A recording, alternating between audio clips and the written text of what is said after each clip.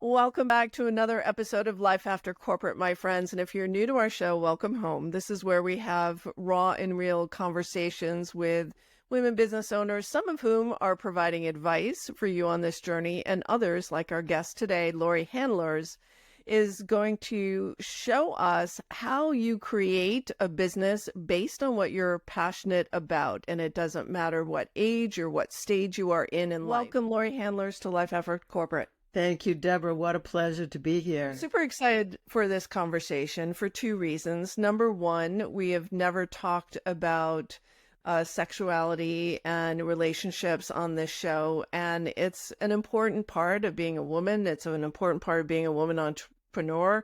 I mean, Laurie, what led you to doing this work? Let's talk about what you were doing in 1978 and where are you now compared to then? In 1978, I led my first women's weekend called Body, Mind, and Spirit for Women. I wasn't really into the sex part yet, although if we go back to when I was 5, 6, 7, 8 years old, I was exploring my body, and my mother was telling me that I was wrong. And then when I was in high school, I was having other people explore my body, and my mother was telling me I was really wrong. So I always felt there was something, I always had this huge curiosity about pleasure and my own body. And I was told if I acted on that, I would be a slut. So I was very cautious, and I was still very curious. I was super precocious. When I finally had sex, when I was 18, I said, this can't be all there is to this. This is not, this sexual intercourse thing is not, there's a deeper thing here. But it's like that 18-year-old disappointment with like, is that all there is? That's exactly how I felt. Is this it? No, I knew there was more to it, but no one that I was with would want to speak to me about that. They thought I was a little wacky, like a weird girl. And so I was always interested in deeper meanings in sexuality and deeper connection in sexuality, but I didn't have anyone to discuss that with. I didn't have anyone in those days. Like if I discussed it with somebody, they just really slut shamed me. And it wasn't that I was having that much sex. It was just that I knew there was a different quality that I was looking for. And I don't think I was the only one, but I think I was the only one talking about it and asking about it and saying to somebody who was my partner, look, this isn't enough. And them looking at me like, oh my God, she's a handful. So, well, we also have to explain the slut shaming because you and I hang out with entrepreneurs who are 20 to 30 years younger than we are, 10, 20, 30 years. And it feels great to be in those communities and just feel on par with all those gorgeous ladies. But our parents grew up in the 40s and 50s. And so the slut shaming, the prudishness that was taught to us was just part of that era. It's like your body was sacred. No one was supposed to go through those doors. In fact, you weren't even supposed to go through that door. So unless you got married. Unless you were married. Mm-hmm. Exactly. So my first retreat, coming back to my first retreat in Body, Mind, and Spirit for Women, I didn't really broach the subject of sex then. I just taught women yoga techniques, breathing techniques, emotional release techniques, and how to speak truth, how to actually have the courage to assert themselves and speak their truth. And I was very successful.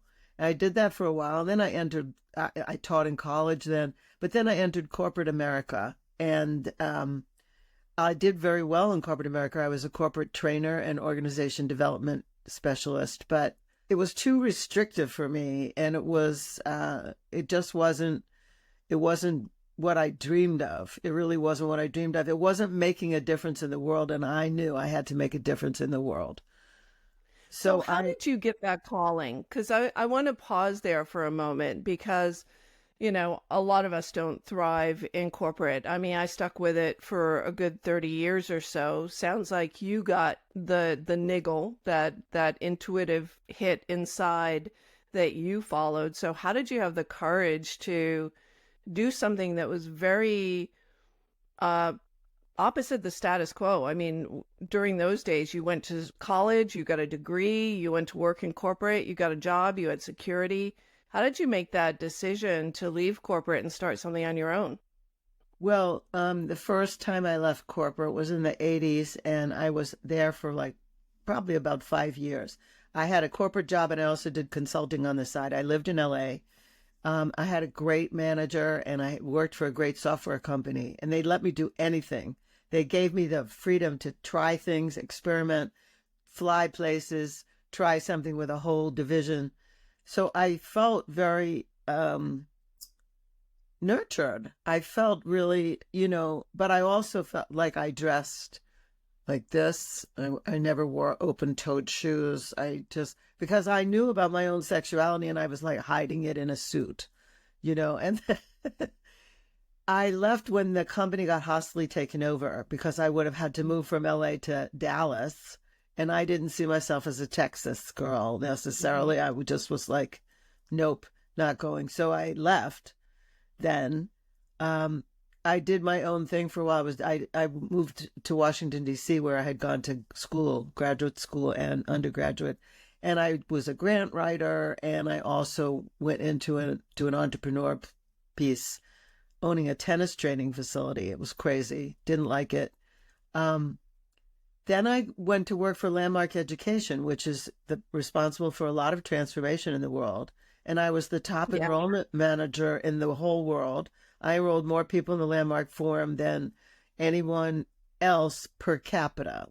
We were in a small center in DC compared to New Hmm. York or Tokyo or Los Angeles, but I was, winning awards, and my body broke down.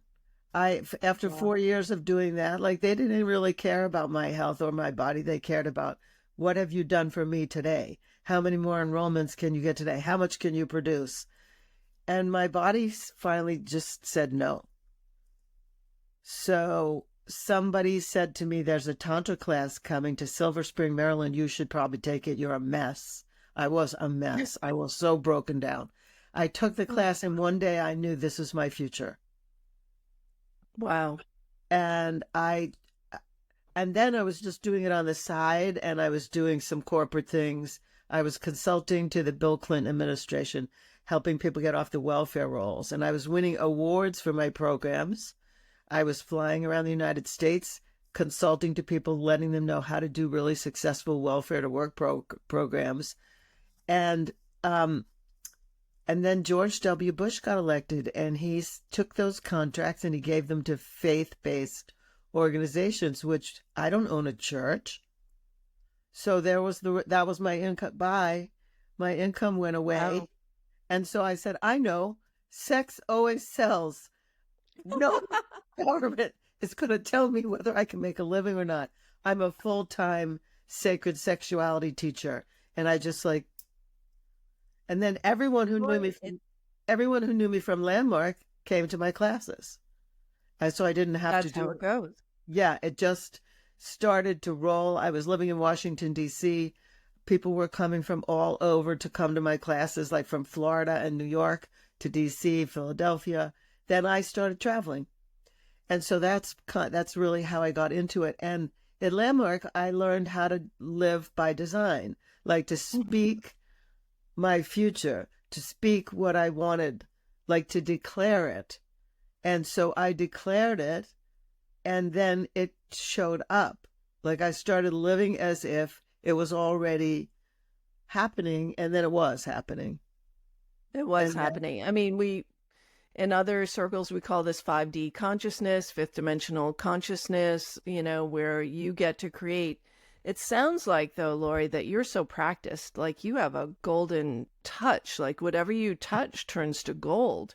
So how really, I'm sitting here and I'm like totally blown away by all the different things that you've done and how successful you have been, no matter what they were, straight-laced corporate, selling for Landmark, doing good work for getting people off welfare. I mean, that is a yeah, broad range of initiatives. So you're just a master manifester at whatever you focus your attention on. So let's go back to now we're here. Sex always sells. You started running these workshops for people. What made you choose couples? Because I know that's Yeah. is that a fairly recent decision for you? Yes. Because I'd Yes. love to talk about couples because Good. whether you're both entrepreneurs or one of you is an entrepreneur, the entrepreneurial life can be really, really taxing on relationships. So I would love to hear, and as someone who's been divorced twice, yeah, twice, and finally found the love of my life at 59. I know you found the love of your life at 67. Let's talk about relationships and entrepreneurships and relationships later in life too. Beautiful. Thank you. Yeah, I never really thought that I would. I've been with people, I've had lots of relationships, but there's never been anybody that I really like, oh, this person I want to spend my life with. I got engaged a couple of times and then I ended up giving back the ring and saying, I can't do this. It's just, this isn't for me. So I just kind of kept going. Like, I'm still a pretty upbeat person. So have I had a few moments of depression? Yeah. But pretty much I'm upbeat. So I just kept going. And when I met Michael, I said, wow, this is a person who has similar values to me. The way he touches me I said to him, where did you learn how to touch a woman? He said to me, I Googled it. I was like, are you kidding? Like, no, I'm in the Tantra world and nobody has ever touched me the way you touch me. Like, how is this possible? So about 3 or 4 years in, we started to say, what's different about this from his marriage before or any relationships he had or any relationships that I had before? Why is this working? One, we both had landmark and lots of landmark in our background, so we knew how to communicate straight. We also knew how to say, this is the breakdown. I'm not angry with you. We're in a breakdown. Instead of saying, you always, you never. Like we Right. found that we never fought. We found that we could just communicate, open up a communication about anything. So that was number one. We found that it's not that we put the other person first, it's that we honored the other person's boundaries from the beginning. So I'll give you an example. In the very beginning, he said to me when we started to be in sexual communication with each other, from the very beginning, he said to me, don't try to stay over my place, and I'm not going to stay over your place. I really value my sleep. And I thought in my mind, weird, but okay, not a deal breaker. So if I was at his place, I would drive home or take an Uber home. If he was at my place, same. And about 6 months in, he said to me, I like to stay over. And I said, this is so weird. You're not the stay over kind. And he said to me, no, you didn't try to manipulate me out of my boundaries so I could trust you now. And so, Wow. yeah. And so we started with boundaries. We respected boundaries. We explained them, the values that they protect. So I don't know. We started writing a book. It's not done yet. It's about half done. It's like Sex and Happiness for Couples. And we decided one day that couples are an endangered species. And then we started operating from that. Like, how could we help couples? What we learned in our lives, could that make a difference to couples? And it's kind of been going like that ever since. We have this course called Extraordinary Lovers, and we say that extraordinary is just a little extra from ordinary. So if you fight all the time, that's ordinary. If you argue all the time, that's ordinary. If you don't have a date night, that's ordinary. If you have a date night and it's boring you, that's ordinary. Extraordinary is just a little extra. How can I create oxytocin on purpose in my partner? Yeah, that is so amazing. I love this focus on couples as endangered species. I know even my partner and I just discovered recently that And we weren't like date night people, but we found out that when we go out to dinner, we have more intimate conversations with each other sitting in a restaurant than we do sitting at home in our day to day. And so now we intentionally make those moments and look forward to them. It's interesting. But why do you say, I want to break down, why do you say couples are an endangered species? What do you mean by that? Okay, because I have this whole rant about it, but I'll make it a short rant. I was raised to believe that I would go to a very fancy ball wearing a very fancy ball gown, and a prince would come and find me and ride me off into the sunset on a white horse, and we would be happily ever after. And nothing in my education has ever taught me how to be happily ever after. I learned Right. algebra, geometry, earth science, foreign language, whatever, social studies, history. Nothing gave me the skill for the most important thing in my life, which is when I find the person that I love, not at a ball with a glass slipper, but actually when someone and I find each other, then what? Algebra doesn't cut it. Geometry doesn't cut it. I can speak French and a bit of Spanish, but I don't know how to keep saying I love you. And this is how to understand me. And this is how I understand you to be something called happily ever after. So I feel like it was a major setup. You know, like we were all, what Malcolm X used to say, we were all hoodwinked and bamboozled. Like we've been hoodwinked by Walt Disney and the American government, and it spread throughout the world. Everyone knows Cinderella. Mm-hmm. Everyone, wherever I teach in the world, everybody knows this fairy tale. And we don't have any skills. Plus, we weren't supposed to talk about sex. And if we talk about sex, which is very important in relationships, sexual connection, sexual chemistry is super important. All we were taught was say no so you don't get a disease, say no so you don't get pregnant before marriage. And then all the diseases you could get. But there's a whole conversation to have with somebody about these are my desires, these are my boundaries, these are my fears. This could be my trauma response. This is my history. Like I teach people those conversations, and most of us don't talk about it. So and we also have this belief that if we do talk about it, it's going to take the spontaneity and the hotness out of it. So we Yeah.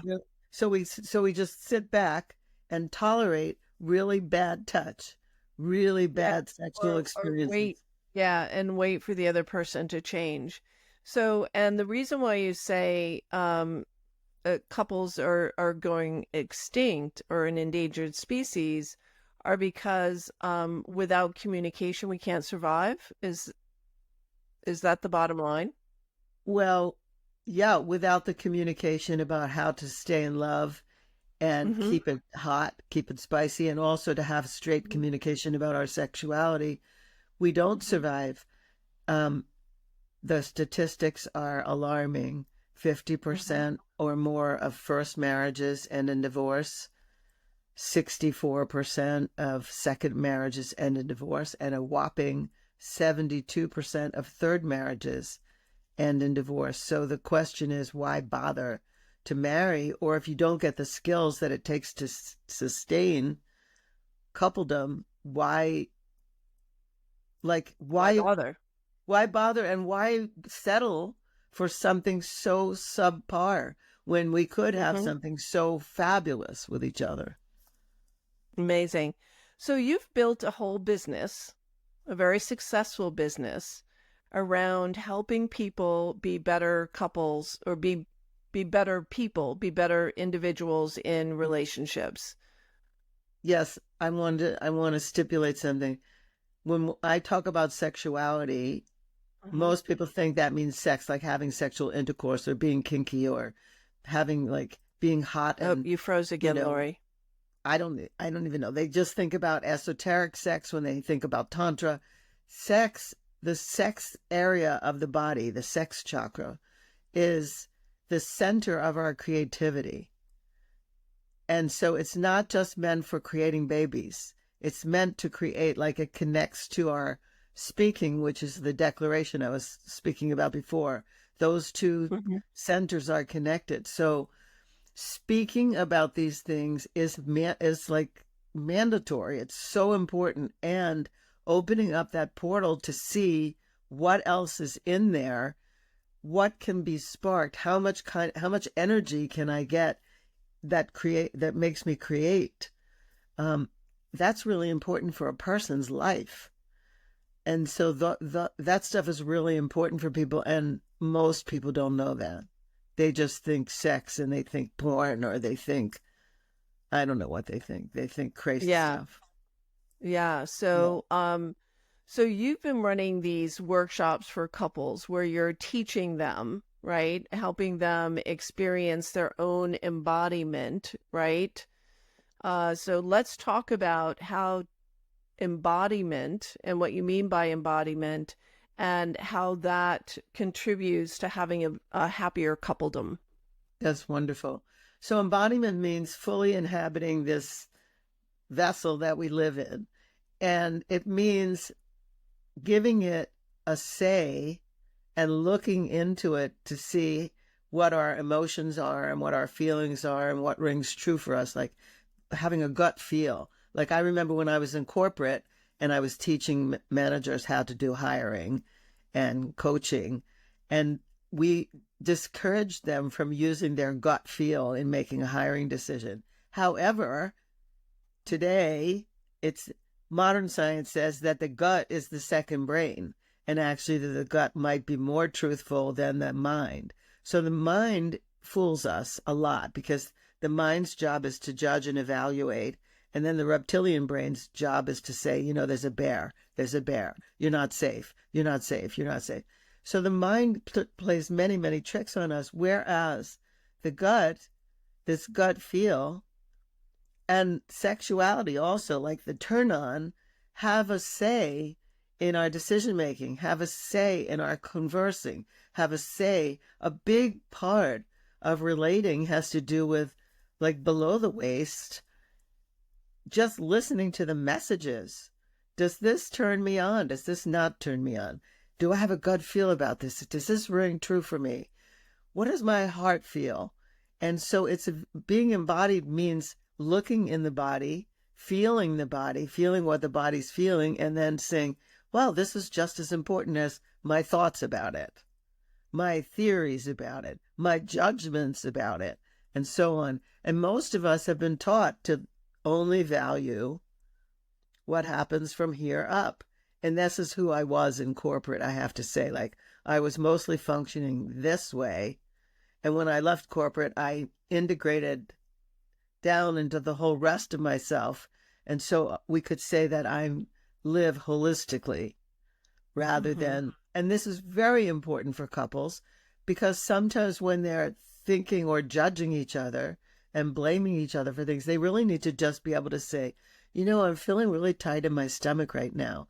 When you say this thing to me, it's hard for me to respond to you. I feel like I'm closing up. Could we take a few breaths together and be able to open so that I can explain to you how I'm feeling? Or maybe you can explain to me how you're feeling instead of judging me. Like to just be able to take that one breath and say, I love you, and I know that you love me, so I know you're coming from a place of you want the best for me. What did that actually mean when you said that to me? Whatever it is. And then be able to Hmm. say, my gut was so tight when I heard that. Yeah. I felt attacked. That's what they call nonviolent communication, or we call it, Michael and Right. I call it fearless communication. We teach couples how to say the most hard, difficult, worst things to each other and actually be able to get away with it and not feel like the person is going to hold a resentment for the rest of their lives because they said this. You can't take Right. words back. You cannot take words back. People remember forever. You said this when we were in the heat of a fight, and I remember that's how you really feel about me. We try to have people be able to say things to each other and tease it out and find out what did that really mean and what is it that you need to get off your chest. I love rather that. than, I love that so much, Lori. yeah. It's conscious communication. That's we all need to be doing more of that in other aspects of our lives too, not just our partners. It's the antidote to people pleasing, actually. It really Um, is. It really is. yeah, Lori, let's talk about the business of sex, right? So you Yeah. said a while ago, when you were in DC, you realized, well, let me go sex sells, so let me go sell sex. Not in that way, but Right. um, so how have you made a business out of helping people embrace their sexuality, have better relationships, be better communicators when they're in a couple? And what have been the business lessons that you have learned along the way? Well, it's funny. In the very beginning of this time with you, you said to me, it seems like you've done so many things and you've made them all successful. Like it's amazing wherever you turned. So, one of the lessons of being in business is I have so much creation and I have so many things that I do well that marketing people don't know how to deal with me. So, whenever I'm like faced with a marketing person, they're like, okay, what do we do with you? You have too many things. So that's one thing. Like I'm very prolific. I don't plan to be anything other than that. And I'm kind of a marketing person's nightmare. Like they don't know how to scale my business. They don't know how to tell me focus on this one thing um, because I've created so much. So really Hmm. now I am focusing on couples because I was told that in order to succeed, I need, but on my website, like, where do I put my books for sale? And then I made some MP3s for a certain kind of movement practice that I've brought all over the world. And so, where do I put everything? How do people? I have an apprentice program. How do people know when they go to my website what to look at? There's too much stuff. So that's one big Hmm. business lesson that I'm still learning. Like I don't know. I'm not going to cut off my ear. Do you know what I mean? Or cut off an arm and say, well, I'm limited to this track. I have multiple channels and multiple sources of and streams of income. So I've learned that. I don't know what really to do about it. I did meet one of our colleagues, Dame Annie Ruggles, Hmm. and she told me not to worry about any of that. She just said, "Don't worry about it. I don't want to hear anything bad about marketing." Um, so Yeah, well, I wouldn't worry about it either. I think there's a difference from when you're first getting started and you're a new entrepreneur and when you have accomplished so much in your life and you have multiple ways of serving people through books, through CDs, DVDs, through apprenticing other people. That's your legacy. That's almost like a certification program that's inherently scalable. So there's your scalability it right is. there. It is. So that's a beautiful thing. And what does it feel like to be an entrepreneur in your 70s? A lot of people say, aren't you ready to leave it all behind? Aren't you ready to retire? Isn't it hard to launch a business in your 60s, your 70s? I know I was in my No, 50s when I launched my business. What message do you have for older entrepreneurs who are thank you. debating whether or not they should continue or get started? It's great that you asked that. I feel that when people retire, soon after that they die. Like I feel Mhm. like people need a purpose in life. And couples actually need a purpose too. Like I feel that couples need to put their views towards something bigger than the two of them or than building a moat around them against the world or whatever. I feel like couples need a purpose. I need a purpose. And when people retire, they often don't know what to do with themselves. They travel for a while, but that doesn't. My job includes travel, so I don't feel to slow down anytime soon. And I love what I do, and I get to travel with my husband, not all the time, but a lot of the time. What I've encountered is people coming into my classes sometimes, not the couples classes, but the individual classes, come in and say, "Oh, what is this old lady going to teach me?" And then their socks get knocked off and they go, "Who are you? How did you be like this?" part of it is that I hang around with younger people, so Yeah. I don't feel that age stuff. The other thing I want to tell you is I created a course called ISTA for people. ISTA is a school that I teach for people over 50. And so I've separated the ages out a bit because I found that women over 50 became somewhat invisible to younger people, and men over 50 got projected on. Oh, he's the guy he looks just like the guy that molested me when I was a little girl, so he's a creep. So there are labels that are given to older people in the sexual field when they come to classes, and that's not for them. So I started a whole chain called this course for people over 50. It was an instant success, a hit overnight, and so many people are coming to it, and it's different. The issues for people over 50 are much different than people under 50. People under 50 are worried about, what do people think about me? How do I look? Is my body perfect? Da da da da.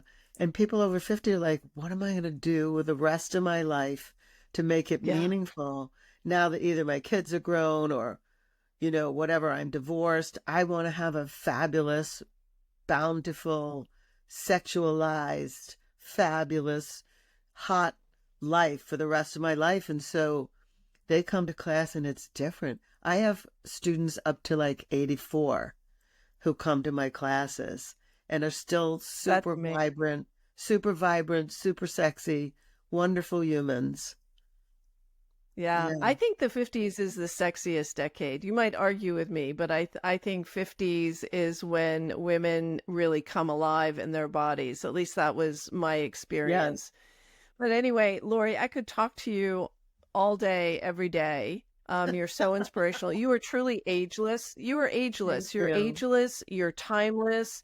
If you're listening to this episode, you can't see Laurie. She's so hot. She's so beautiful. She's so full of life, and I'm sure you've garnered that from our conversation today. Her book is Sex and Happiness. She's especially working with couples and on couples retreats. Laurie, how do people find out more if they want to learn how to work with you or just consume more of what you're putting out there? Wonderful. They can go to my website, lauriehandlers.com, and I'm going to spell it Laurie, handlers, HANDLERS.com. And they can find my book, Sex and Happiness, the first one, The Tantric Laws of Intimacy, on Amazon and Audible. And the second one, Sex and Happiness, It Gets Better with Age, also on Amazon. It's soon to be on Audible, both read by me. And they can find out about my couples courses and anything else that they're interested in. I also have an online community called Laurie's Inner Circle, where they can watch. Hmm.